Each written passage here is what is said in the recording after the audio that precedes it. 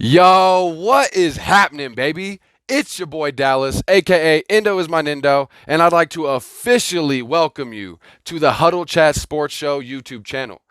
Previously, we've been doing it all on my Indo is my Nindo gaming page, and I want to get the two things completely separate because I really want this podcast to take off, this sports show to hit the ground running, and I want to be able to get as much opportunity as I can on this page. So if you're new to the page, and you like the content, please don't forget to hit that thumbs up button. That thumbs up really means a lot. It helps me get out there more. It even means more than if you were to share my video onto your Facebook or Twitter or anything like that. It gets my attention out there more. I do also appreciate it if you were to share it out on your Facebook or whatever, if you think you got some people that might be interested in seeing this or that might want to debate with me on my show. But again, of course, as always, if you're new to the channel, please make sure to subscribe if you haven't already. Now, today, what we're talking about is, of course, what's going on right now is the NBA Finals are looking like they're coming to a close. Unless the Miami Heat can win 3 straight games, like everybody expected, LeBron James is going to be winning his 4th title. And everybody seems to be kind of on the middle of the road on the GOAT conversation. So we're here today to address the LeBron James, Michael Jordan, Kobe Bryant GOAT conversation. Yes, I added Kobe Bryant in there. Yes, I would like to go ahead and make a quick statement and say, why does it seem like everybody seems to all of a sudden throw Kobe into the mix now that he's dead? Rest in peace, Kobe Bryant.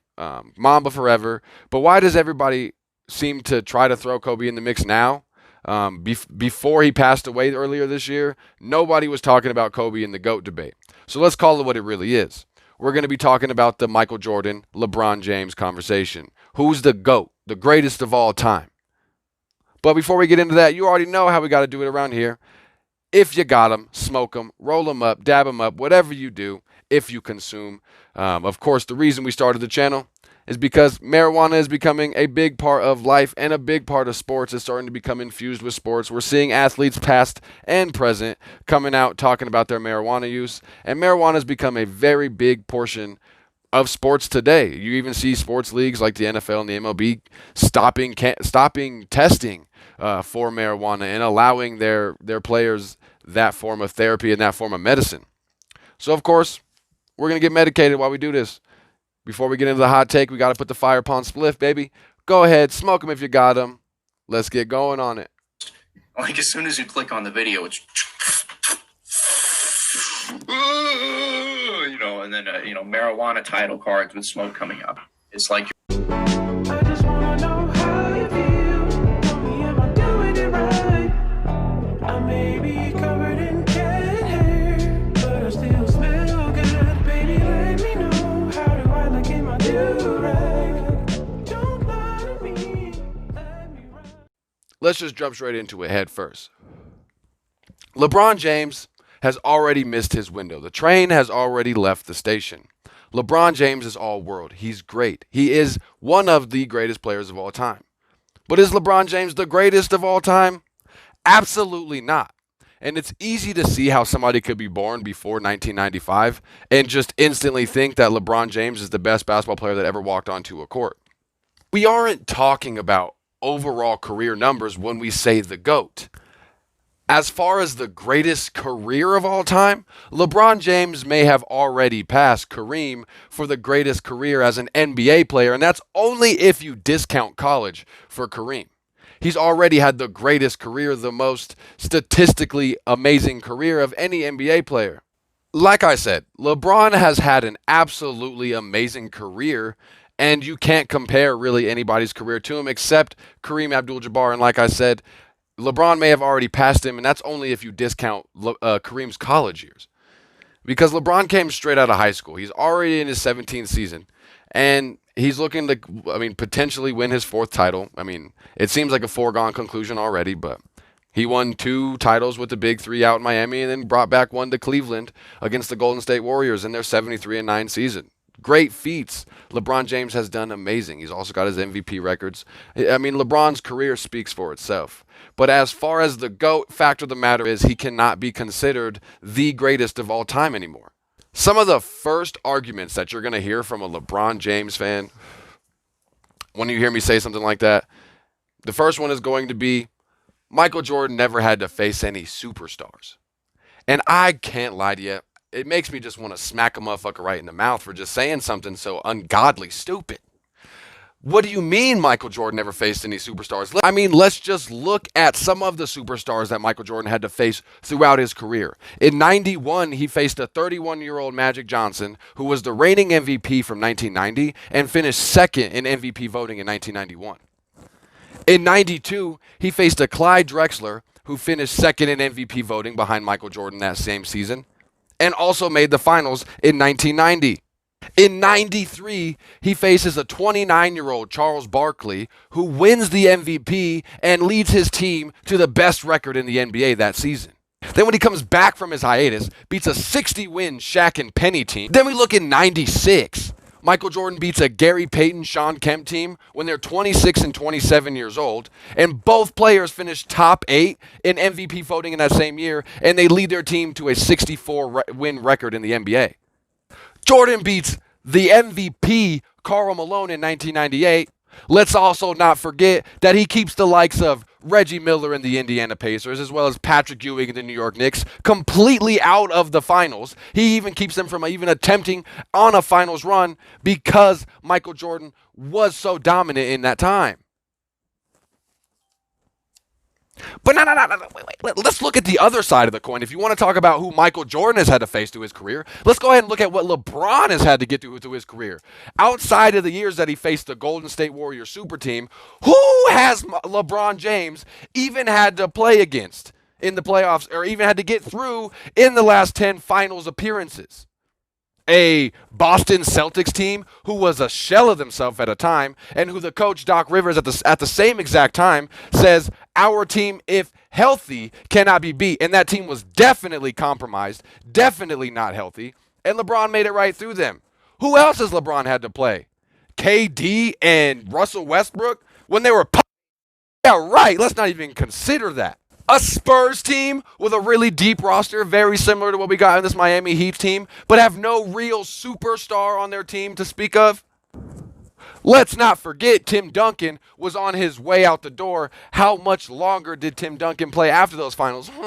He's absolutely ran through DeMar DeRozan and the Raptors. He's absolutely been the owner of that team. They can always do good, but just can't get past LeBron. The only time they could is when LeBron finally went over to the other conference and Kawhi Leonard joined the team. But they were not able to get past LeBron ever. DeMar DeRozan and Kyle Lowry?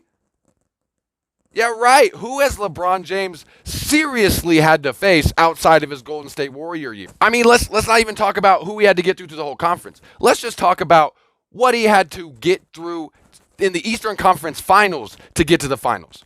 He plays a Boston team who were on a tear, but Isaiah Thomas misses that entire series. LeBron James wins it. Again, like I said, DeMar DeRozan, and who did LeBron James ever have to go through on the Toronto Raptors? Then we're looking at the Bulls team with the MVP Derrick Rose as a rookie, who actually put up a very decent fight against LeBron James and those Cleveland Cavaliers, but eventually couldn't get it done. I mean, the Paul George Pacers, say less. Who has LeBron even had to compete with before even reaching the finals? It's like the Tom Brady effect in the NFL.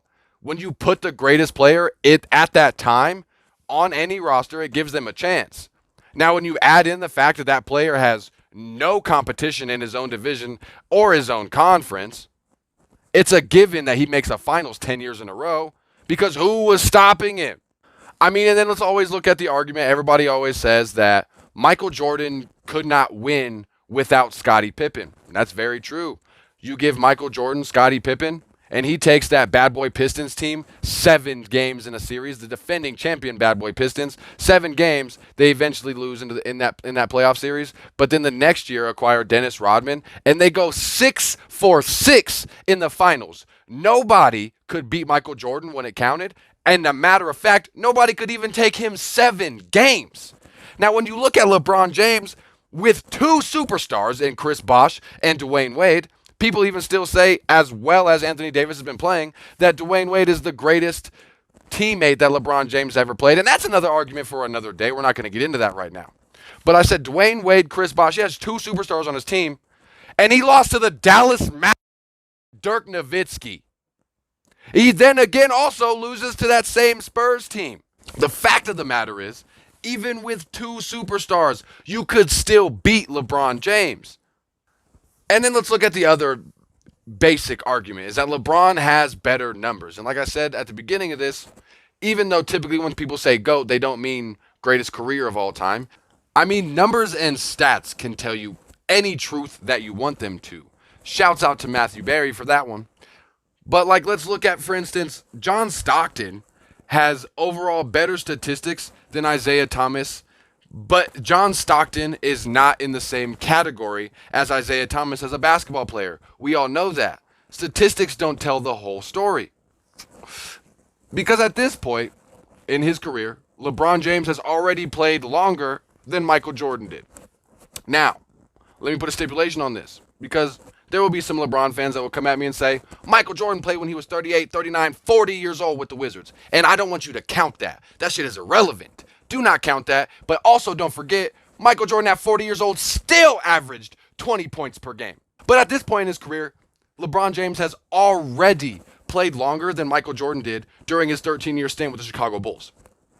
He also simultaneously came in the league 4 years prior to Michael Jordan, because Michael Jordan had a college career as well, which he played very well in. But LeBron James came straight out of high school. So, of course, LeBron James, just like that, Michael Jordan has had 13 seasons with the Chicago Bulls. LeBron James had 17 total with the Lakers, the Cleveland Cavaliers, and the Miami Heat. But when you look at everything and say LeBron James has better numbers than Michael Jordan, well, no fucking shit. He has better numbers. He's played for longer than Michael Jordan has. He just recently broke a lot of those records and a lot of those stats in his last few years. If he would have quit at the same time that Michael Jordan did, we would not be having this argument. Again, let me just point something to you and say, go watch The Last Dance and then come talk to me about this. Because if you didn't see The Last Dance, or you weren't alive in 1998 to know what the fuck was going on, you could say that if Jerry Krause and Bulls management didn't absolutely fuck everything up with the Chicago Bulls, they would have won 2 more championships minimum. Michael Jordan was forced to retire. Phil Jackson went to the Lakers and coached them 2 more championships, by the way. So if they would have kept Phil Jackson, they would have kept Michael Jordan. Dennis Rodman would have stayed. Scottie Pippen still had years left in the tank. And that Bulls dynasty was not over. That dynasty got ended prematurely. So for you to sit there and sit on your high horse and on your ivory tower and say, well, LeBron James has had more stats. Well, Michael Jordan not only took a 2-year hiatus in the middle of his career, also had his career cut short by retarded management. But on top of the extra time that LeBron has already had over Michael Jordan, LeBron James is 6'9", 260. He's a freight train. He's unstoppable. But LeBron James plays in the softest era in basketball, where you will, like Stephen A. likes to say, where you can get ejected for having bad breath. The league nowadays, the rules nowadays are soft. Not saying that LeBron couldn't handle himself back in the 90s and back in those tough days. Look at his physical stature. But being as big as LeBron is and not being ever physically touched, LeBron James has luckily escaped the injury bug for his career. He's played 17 seasons and he hasn't had an injury, a notable injury. I mean, he may have had like a soreness here or there, but he hasn't had a notable injury that has ever made him miss any significant time at all. LeBron has been very lucky for that. Had he played 90s basketball and it would have been a little bit rougher, a little bit tougher, maybe LeBron would have taken some injuries. We don't know. That's, of course, one of those arguments that you really can't have. But when you look at it in a vacuum and say LeBron James has never had an injury, but has only played the full 82 games one time in his 17 seasons.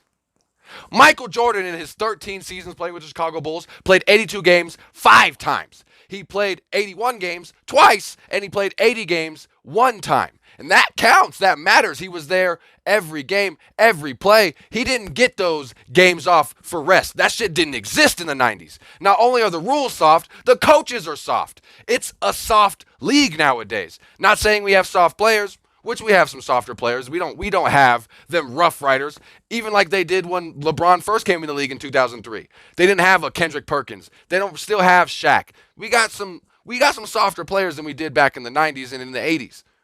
I mean, and let's just look at the numbers. Here, I'm looking at the 6 championships won by Michael Jordan compared to the 3, probably 4, that LeBron James is going to win.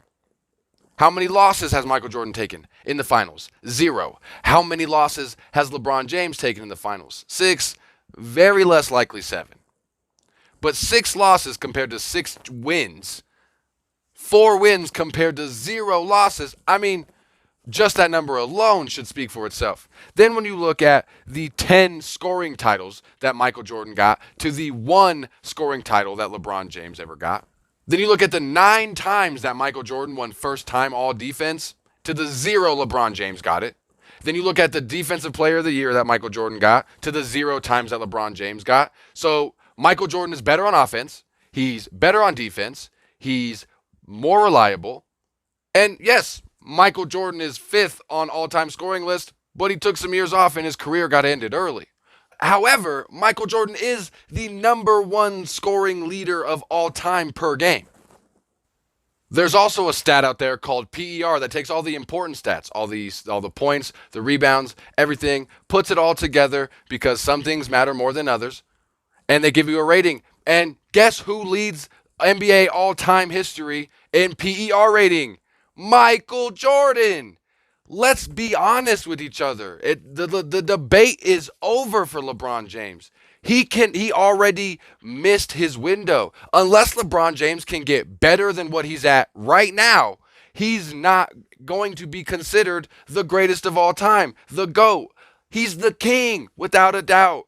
But the GOAT stays on the name of Michael Jordan. Now, the greatest career of all time, that's up for a debate, whether it's Kareem or LeBron James, and that's whether you discount college or not. As far as him being the greatest who ever did it, you can't, it's a wrap. Michael Jordan is the man. He's the GOAT. LeBron James can no longer even be in that conversation. His window is passed. But that's going to do it for me today, baby. I'm sorry this one went a little longer than I wanted to, but this is a very important topic. And like I said, we typically try to avoid topics that get a lot of national attention and a lot of national headlines. We try to tackle those teams that get a little less attention. But right now, the main thing everybody's focusing on, it's only week 5 in the NFL season.